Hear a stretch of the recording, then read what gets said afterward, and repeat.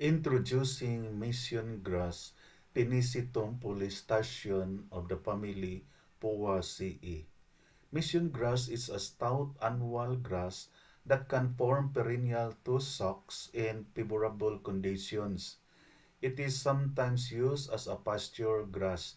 The stem is thin, soft, and much branched, growing up to 1.5 meters high in dense tops.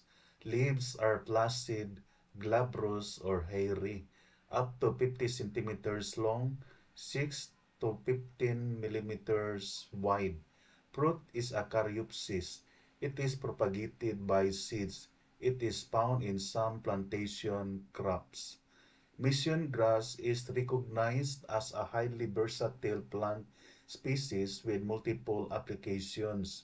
It can be used as a pasture and forage for grazing animals, hay production, and even as a biofuel source.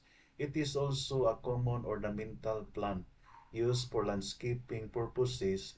In addition, its deep and dense root system makes it a valuable plant for soil and water conservation. Its essential oils have also been used to make perfumes, while its leaves possess medicinal properties that can help alleviate issues such as fever and stomach problems.